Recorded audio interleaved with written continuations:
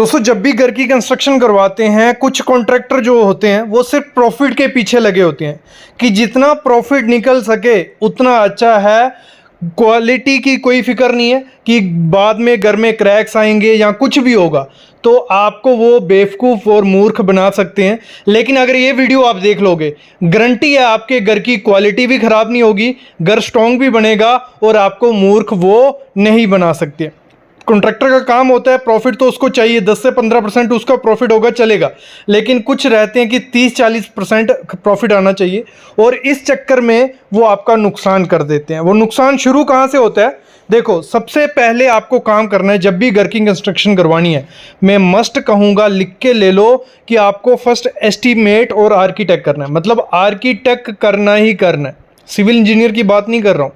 Architect जो घर का आपको नक्शा बना के देगा, पूरा प्लान बना के देगा कि आपका घर ऐसे दिखेगा, उसका लगभग अप्रॉक्स खर्चा इतना रहने वाला है और उसका आपके कमरे ये रहेगा।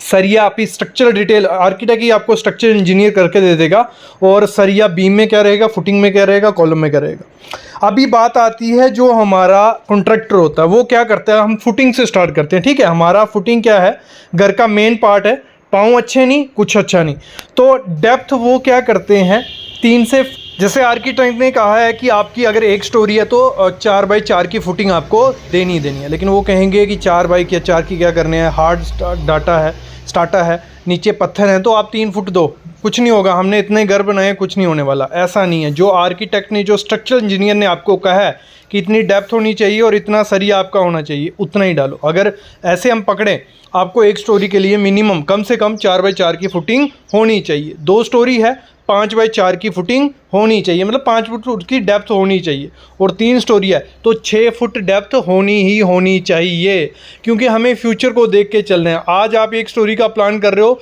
कोई 10-20 साल बाद आपका बच्चा अगर दूसरी स्टोरी का प्लान कर दोगे तो फुटिंग चेंज हो पाएगी? नहीं चेंज होगी। तो आपको 10-20 साल, क्योंककि आप घर की कंस्ट्रक्शन एक करवा रहे हो एक बार, तो 50-60 साल तो उसको चलना ही है ना घर को, तो वो आपको देख के चलना पड़ेगा कि अगर बाई चांस 30-40 बाद घर की कंस्ट्रक्शन आगे करवानी पड़ी तो कोई दिक्कत आ सकती है। तो आज ही आपको प्लान उस हिसाब से करना है कि 30-40 साल बाद भी आप ऊपर कंस्ट्रक्शन कर सको। देखो, अगर होता क्या है, फुटिंग कॉन्ट्रैक्टर अपना पैसा बचाता है, फुल मटेरियल आपने उसको काम दे दिया, तो पैसे बचाने के चक्कर में वो क्या करता है, खुदाई कम करवाएगा, लेबर कम लगेगी, टाइम कम लगेगा, मटेरियल कम लगेगा, तो वो कहेगा। लेकिन आपको आर्किटेक्ट के हिसाब से चलना है, और आर्किटेक्ट ऐसे नहीं मतलब नए बने हुए हैं जो सिविल इंजीनियर ही आर्किटेक्ट बन गए हैं, तो थोड़ा सोच समझ के अपना आर्किटेक्ट चूज़ करना कि जिसको नॉलेज हो, जिसको पुराना एक्सपीरियंस हो और आपको आइडिया हो, उसके स्ट्रक्चर आपने देखे हो कि 20 साल से बने हुए, 30 साल से बने हुए, कुछ आया नहीं है। क्योंकि अगर फुटिंग अच्छे से नहीं दोगे तो क्रैक्स आ जाते हैं घर में। स्टार्ट वहीं से होता है। पहले जब 1-2 साल हो जाएगा घर बना के वो चला गया, कुछ नहीं होगा, नॉर्मल नहीं होता है। बाद में धीरे धीरे सेटलमेंट होने पड़ती है, आपकी फुटिंग नीचे बैठती है, क्रैक्स दिखते हैं और अर्थ के, तो वहीं बात ख़त्म हो जाती है। तो फुटिंग प्रॉपर देनी ही देनी है, पूरा ध्यान करके देना है। उसी में क्या होता है, जब हम फुटिंग का सरिया दे रहे होते हैं तो उसमें भी ध्यान देना है जितना मेंशन किया है। तो अगर 1 स्टोरी है, 1-2-3 स्टोरी आपके, तो फुटिंग में 12 mm का मेन बार और 10 mm का डिस्ट्रीब्यूशन बार करो, ठीक है, फुटिंग में। और जो कॉलम का या बीम का सरिया, देखो वो क्या करता है कॉन्ट्रैक्टर हमारा, कॉलम उस हिसाब से करता है कि जो उसके पास फर्मा पड़ा होता है, जो उसके पास शटरिंग पड़ी होती है ना, बोलता है कि आर्किटेक्ट ने इतना बड़ा दर दे दिया, आपका खर्चा ज़्यादा होगा। तो आपको क्या करना है, जो आर्किटेक्ट ने कहा है, अगर 1 स्टोरी है, देखो 9 इंच बाई 9 इंच से छोटा कॉलम आपको नहीं देना, और अगर 2-3 स्टोरी है तो 12x12 का आपको कॉलम देना ही देना है, और 15 से 17 फुट से ज़्यादा दूर कॉलम नहीं देना, क्योंकि आगे आगे इन्वायरमेंट होता जा रहा है हार्श। तो वो अपना फ़ायदा देखने के लिए ये कहेगा, बोलेगा कि हमने काफ़ी घर बनाए हैं, आज तक इतना हैवी सरिया नहीं दिया। उस आर्किटेक्ट को कुछ नहीं आता है, सिविल इंजीनियर को कुछ नहीं आता है, उसको पता है कि स्ट्रक्चर क्या है, वो कॉन्ट्रैक्टर को नहीं पता होगा। उसको पता है कि देखो, पुराने बाकियों के घर मत देखो इस समय, अगर आर्किटेक्ट ने कहा है यहाँ पड़ेगा तो पड़ेगा, क्योंकि बाकी घर कॉन्ट्रैक्टर ने बनाए और उनको आइडिया नहीं है कि किस हिसाब से स्ट्रेसिस रहते हैं, किस हिसाब से फोर्सेस पड़ती हैं, बेंडिंग मूवमेंट क्या है, शेयर फोर्स क्या है, उनको कुछ आइडिया नहीं है। कैसे आप अपने घर को अर्थक्वेक प्रूफ बना सकते हो, वो सिर्फ आर्किटेक्ट को, स्ट्रक्चरल इंजीनियर को पता है। तो वो पूरा सिस्मिक लोड देख के, पूरा विंड लोड देख के, हर चीज़ देख के डालते हैं, तो आपको वही कराना है। कॉन्ट्रैक्टर अपनी लेबर, मटेरियल, टाइम बचाने के लिए ये आपसे बोल सकता है। और फिर हम वही बोलेगा कि अगर सही से कॉलम और बीम आपने नहीं दिए होंगे। मेन देखो कॉलम का काम है आपके जो लोड है स्लैब का वो नीचे तक फुटिंग तक पहुंचाना। फुटिंग हमने अच्छे से कर दी, कॉलम अच्छे से कर दिया, तो आपका घर थोड़ा बहुत सेफ हो गया। और बीम का साइज़ भी छोटा कर देते हैं कि इतना बड़ा बीम क्या करना है। तो ये चीज़ भी आपको ध्यान देना ही देना है कि अर्थक्वेक आएगा और दिक्कत बन जाएगी। फिर बात बनती है जब हमारी ब्रिक वर्क होता है, तो ब्रिक वर्क में आप कोई भी यूज़ करो। डबल एसी ब्लॉक बोलते हैं तो डबल एसी ब्लॉक यूज़ कर दो, लाल ईंट बोलते हैं लाल ईंट यूज़ कर दो, कोई दिक्कत उसमें नहीं आने वाली है। लेकिन कंक्रीट बैंड और लिंटल मस्ट देना है। कंक्रीट बैंड क्या हो गया, जैसे हमारी जो खिड़कियाँ होती हैं उनका सिल लेवल होता है, ठीक है। सिल लेवल पे आपको क्या करना है, कंक्रीट बैंड देना है, जिसमें आपको M25 कंक्रीट यूज़ करना है। ग्रेड कौन सा रहेगा, M25। और सरिया आप 8 mm का 2 सरिया डाल दो, कोई दिक्कत नहीं है। वो दोनों कॉलम के बीच थोड़ा थोड़ा घुसा देना। और प्रॉपर से 100 mm का 4 इंच का कंक्रीट बैंड भी प्रोवाइड किया होगा, तो आपके जो घर में क्रैक्स आते हैं ना नीचे फुटिंग से ऊपर, ठीक है, मतलब अगर बाई चांस प्लिंथ थोड़ा सेटलमेंट होती है तो क्रैक्स आते हैं, तो वो वहीं तक रहेगा, सिल लेवल तक, ऊपर नहीं जाएगा। तो आपको वो कंक्रीट बैंड प्रोवाइड करना ही करना है, क्रैक्स नहीं आएंगे। फिर आपको लिंटल देना है। लिंटल दोगे तो क्या होगा, एक तो पूरे घर को पकड़ के रखता है लिंटल। जो आपको कॉलम होंगे ना एक दूसरे से उनकी बॉन्ड बनी जाएगी। एक तो प्लिंथ बीम जो होगा, प्लिंथ बीम भी पकड़ के रखेगा कॉलम को हमारे। फिर हमारा कॉलम दूसरा कौन पकड़ के रखेगा, लिंटल। लिंटल आपके घर को पकड़ के भी रखता है और क्रैक्स नीचे से ऊपर भी नहीं जाती है, तो एक सेफ आपके घर को बना देता है कौन, लिंटल। तो ये अर्थक्वेक के हिसाब से बहुत इंपॉर्टेंट चीज़ है।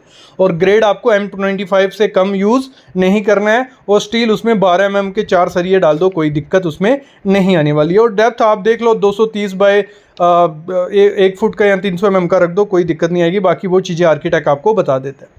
जब हम क्या करते हैं, स्लैब की कास्टिंग करते हैं, तो कॉन्ट्रैक्टर यहाँ भी आपको मतलब बेवकूफ़ बना देगा, आपको आइडिया नहीं लगेगा अगर पता नहीं होगा। तो वो जो थिकनेस होती है, स्लैब की डेप्थ होती है, वो 4 इंच रख देगा, 4 साढ़े 4 इंच रख देगा, और आपको आइडिया नहीं लगेगा।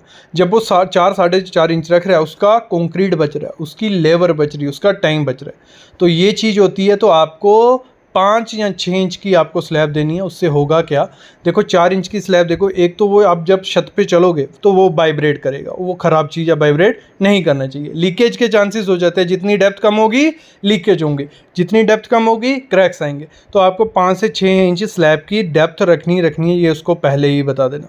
और जब स्लैब का सरिया बांध रहे हो ना, उसमें भी चीज़ ध्यान रखना कि जो मेन बार रहेगा, पहले तो एक चीज़ समझ लो, आपको जो टी बीम देने, टी बीम दो यार घर में। अभी मेरे ख्याल में स्लैब बीम उतने सेफ नहीं रहते, स्लैब बीम थोड़े बहुत बीच में ठीक रहती है, लेकिन टी बीम दो, जो लटक बीम भी जिनको बोला जाता है, नीचे जो बीम आपके छत के नीचे दिखते हैं, क्योंकि फॉल सीलिंग आज लोग सब करवा रहे हैं, तो फॉल सीलिंग में वो छुप जाएंगे, कोई दिक्कत नहीं है।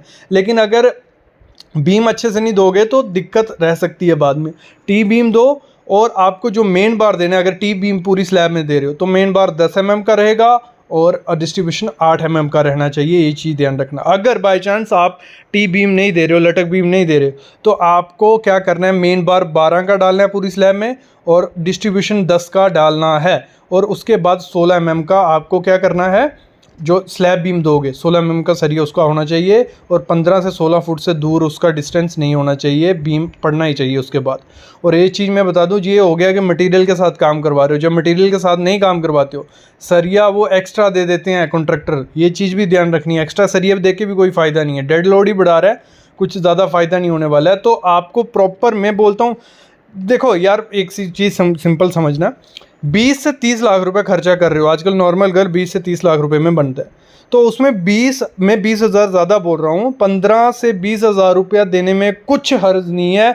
अगर 15 से 20,000 देते हो, उसमें 2 से 3 लाख रुपए बचता है। कैसे बचता है, जो आर्किटेक्ट होता है वो आपकी हर चीज़ को प्रॉपर से डिज़ाइन करता है।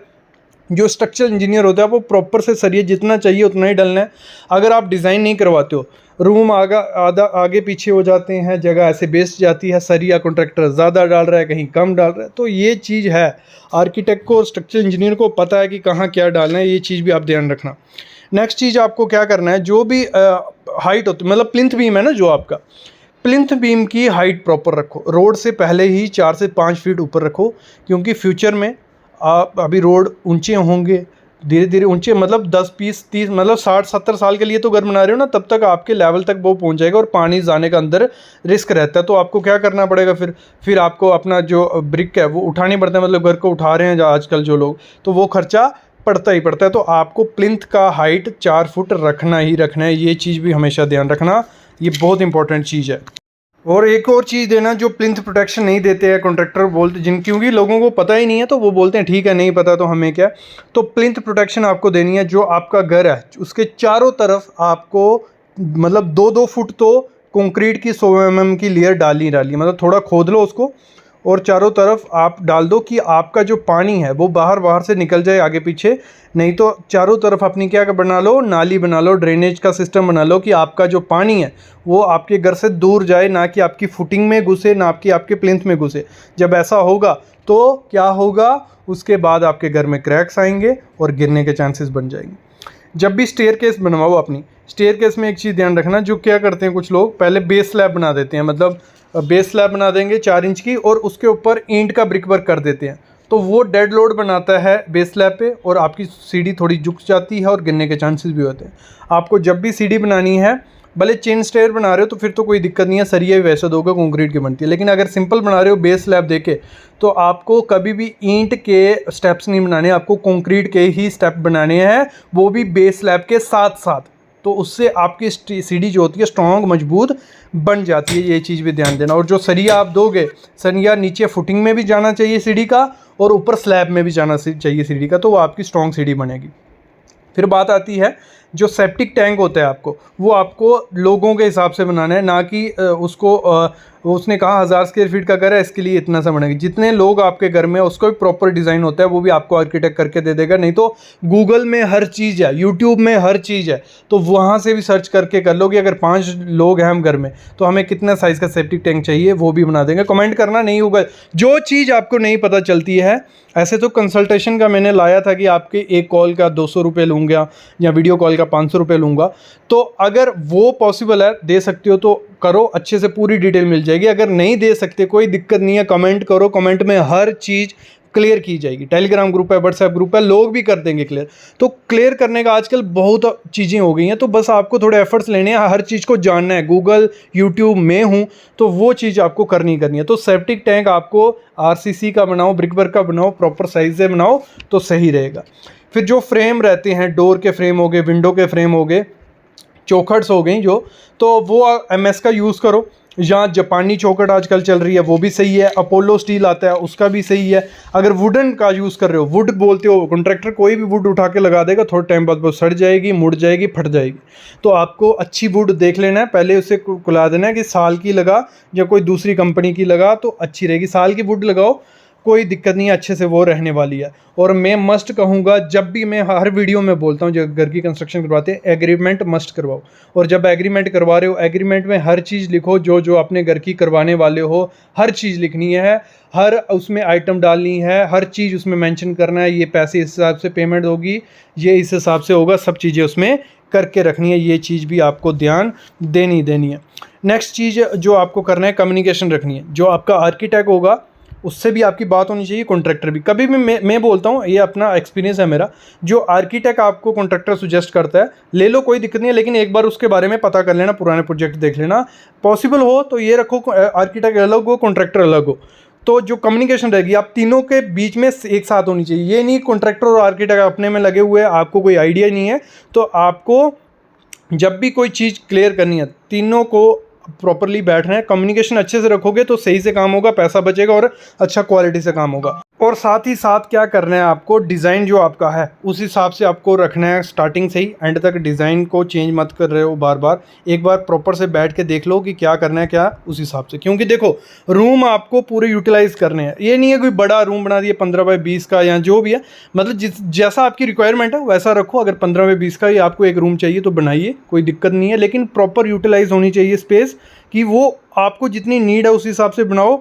और बाकी अगर हम बात करें, जहाँ स्टोर चाहिए वहाँ स्टोर, मतलब प्रॉपर डिज़ाइन होना चाहिए। रूम के साथ बाथरूम आ रहा है तो ये आपका काम कौन कर सकता है, आर्किटेक्ट कर सकता है। कोई प्रमोट नहीं कर रहा आर्किटेक्ट को मैं, अगर आप खुद से ये प्रॉपर चीज़ें कर सकते हो तो आप खुद भी कर सकते हो, कोई दिक्कत नहीं है। फिर मैं बात करता हूँ जो हम कॉस्ट कटिंग के पीछे रहते हैं कि जहाँ खर्चा बच जाए, यहाँ खर्चा बचाए। खर्चा बचाओ लेकिन क्वालिटी के साथ कॉम्प्रोमाइज़ मत करो। अगर क्वालिटी के साथ कॉम्प्रोमाइज़ करोगे, आज आपने सस्ती चीज़ लगा ली, 5 साल बाद वो चीज़ चेंज करनी पड़ेगी, जहाँ वो ख़राब हो जाएगी, तो फिर वही सेम ही हालत हो जाती है। तो आपको क्वालिटी के साथ कॉम्प्रोमाइज़ नहीं करना है, क्वालिटी प्रॉपर रखनी है, तो आपका घर अच्छे से बनेगा। ये चीज़ भी आपको ध्यान रखनी पड़ेगी।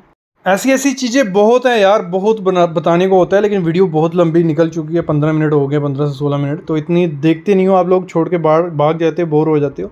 तो अगर आप चाहते हो कि एक और वीडियो इस पर आए तो कमेंट करना, मैं वीडियो ले आऊँगा। बाकी कोई भी डाउट चाहिए, कोई कंसल्टेशन चाहिए, मतलब कमेंट करना। डिस्क्रिप्शन में लिंक है हर चीज़ के, वो भी आपको काफ़ी हेल्प करेंगे। अभी मैं लेता हूँ अलविदा।